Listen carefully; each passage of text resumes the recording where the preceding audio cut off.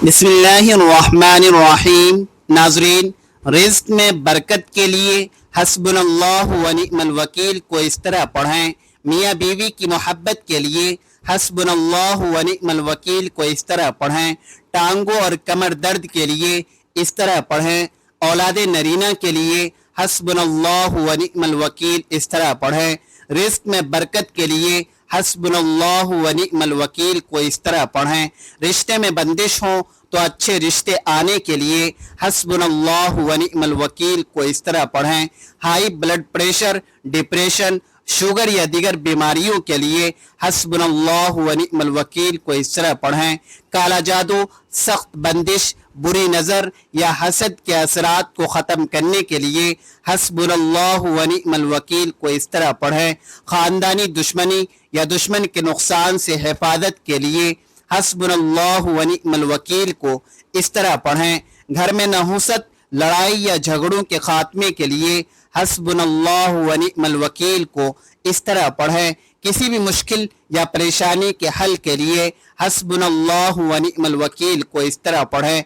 मोहतरम नाज़रीन, हमारी आज की ये वीडियो कुरान पाक की एक बहुत ही प्यारी आयत हस्बुनल्लाहु व निअमल वकील के पढ़ने के 9 अनोखे फ़वाइद के हवाले से है कि जिसके पढ़ने से रिज़्क़ में बरकत भी होती है, मियाँ बीवी की मोहब्बत में भी इजाफा होता है, जिस्मानी बीमारियाँ दूर होती हैं, औलाद नरीना का मसला हल हो जाता है।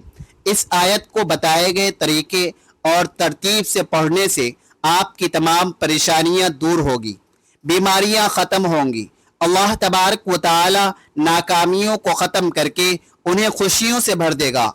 अगर बगौर जायज़ा लिया जाए तो मालूम होता है कि इन कलिमात यानी कि हस्बुनल्लाहु व निअमल वकील में इंसान की बहैसियत मखलूक आजिज़ी के इजहार का वो अंदाज़ पाया जाता है जो वाकई एक मखलूक का अपने खालिक के सामने होना चाहिए। यही कलिमा इंसान के अक़ीदे तौहीद को मजबूत करता है, हमारी ज़िंदगी को बुराई से बाज लाता है।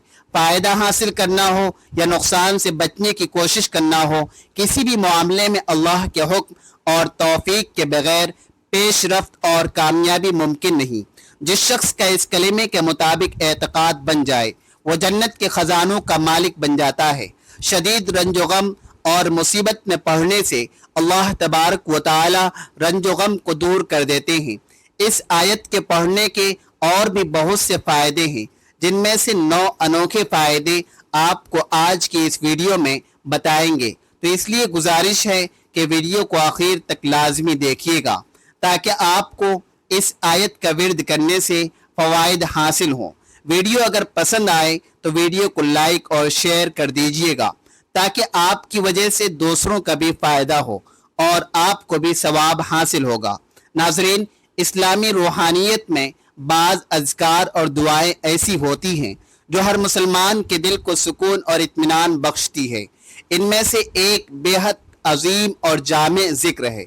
इस अजीम कलेमे का तर्जमा है, अल्लाह हमारे लिए काफ़ी है और वही बेहतरीन कारसाज है। ये कलेमा न सिर्फ मोमिन की ज़ुबान पर जारी रहता है बल्कि उसके दिल को भी अल्लाह तबारक व तआला पर मुकम्मल भरोसा अता करता है। ये कलीमा कुरान मजीद की सूरह आले इमरान की आयत नंबर 173 में आया है, जहाँ अल्लाह तबारक व तआला फरमाता है, अल्लज़ीना क़ाल लहुमुन्नासु अन्नन्नास क़द जमअू लकुम फ़ख़शौहुम फ़ज़ादहुम ईमानन व क़ालू हस्बुनल्लाहु व निअमल वकील। तर्जमा, वो लोग जिनसे लोगों ने कहा दुश्मन ने तुम्हारे मुकाबले के लिए लश्कर जमा कर लिया है, सो उनसे डरो, तो उस बात ने उनके ईमान को और ज्यादा कर दिया और वो कहने लगे कि हमारे लिए अल्लाह ही काफ़ी है और वही बेहतरीन कारसाज है।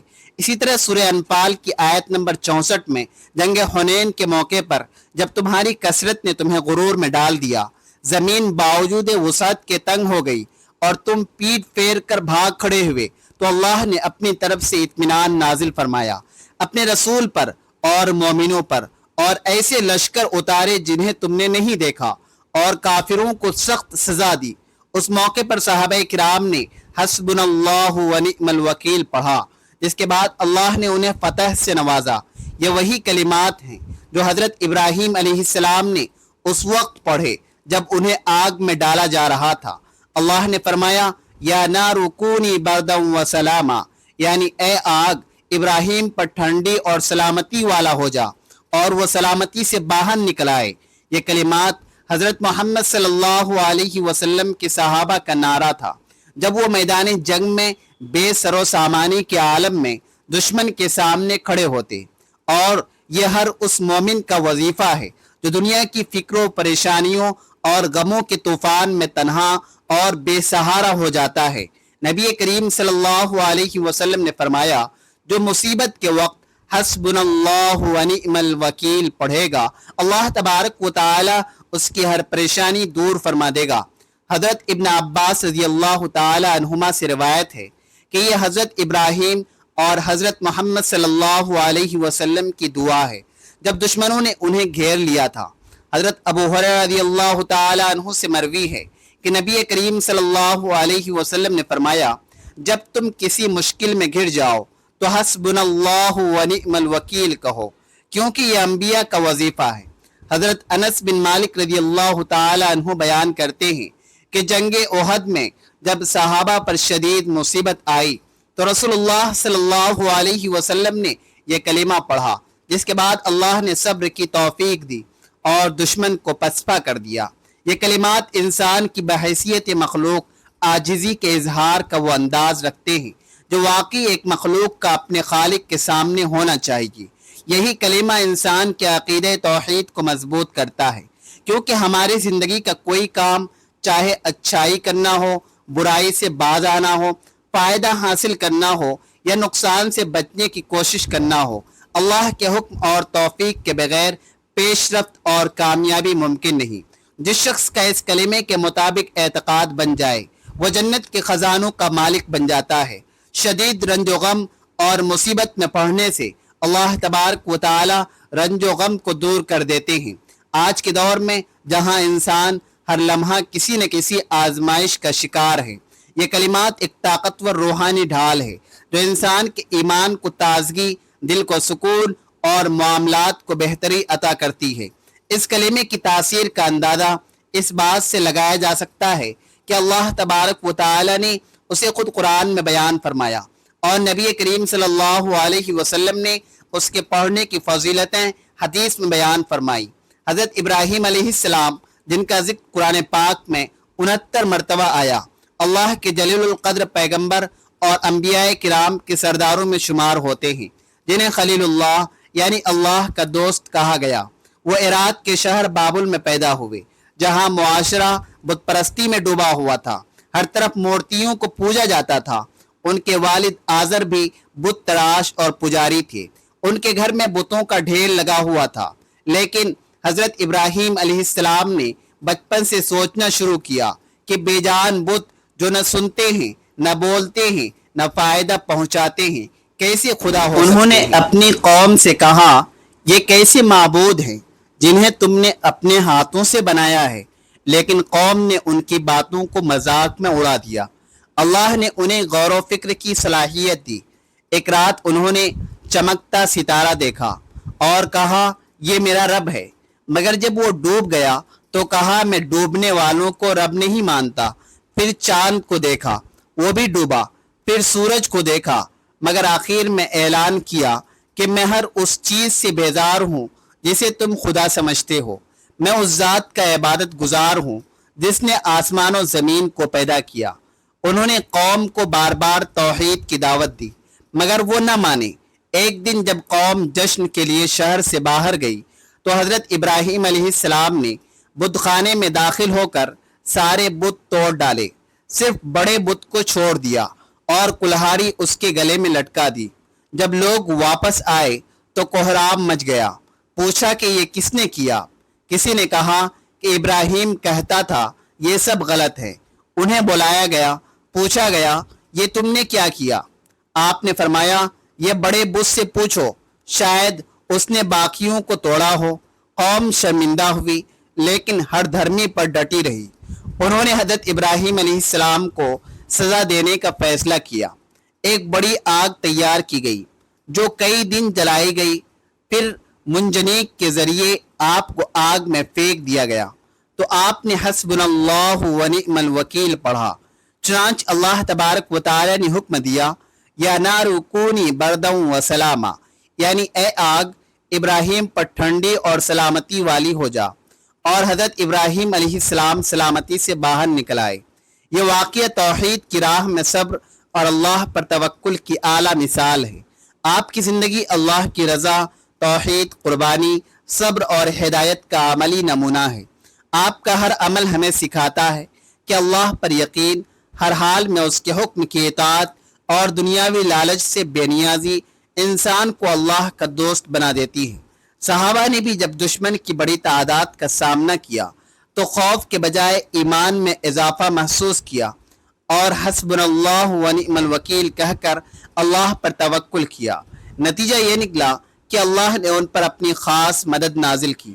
اگر آپ چاہتے ہیں کہ گھر سے ہر قسم کی نحوست، بے برکتی اور پریشانی ختم ہو جائے، گھر میں خیر و برکت آ جائے، رزق کی فراوانی ہو، حلال اور پاکیزہ رزق ملے، تو اس کے لیے ایک بہت مجرب اور طاقتور عمل ہے۔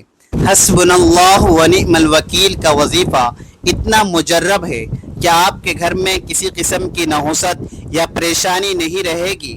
اس عمل کی سب سے بڑی خصوصیت یہ ہے کہ یہ انتہائی تیز اثر کرتا ہے۔ پریشانی کے عالم میں جو لوگ اپنا بھلا چاہتے ہیں انہیں اللہ پر توکل کرنا چاہیے۔ جو قوی ہے، زبردست قوت والا ہے، وہی مشکلات اور مسائل سے نکال سکتا ہے، اذیتوں سے بچا سکتا ہے۔ لہٰذا حسبنا اللہ و نعم الوکیل کو حرز جاں بنا لیجئے۔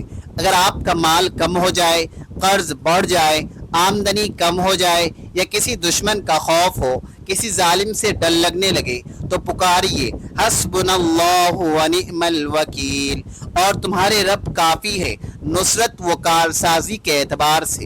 اللہ پر بھروسہ کرنا، اس پر اعتماد رکھنا، اس کے وعدوں پر یقین، اس کے ساتھ حسن ظن رکھنا، اس کے فیصلوں کو مان لینا اور یہ یقین کرنا کہ وہ آسانی پیدا کرے گا، یہ ایمان کے بہترین صفات میں سے ہیں۔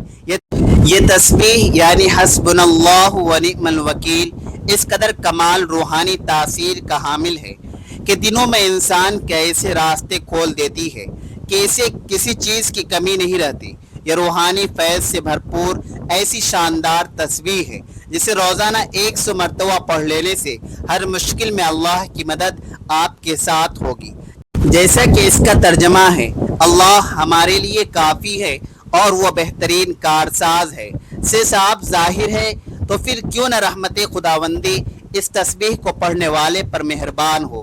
اب جانتے ہیں وہ 9 حیرت انگیز اور انوکھے فائدے جو آپ کی ہر مشکل کا فوری توڑ ہیں۔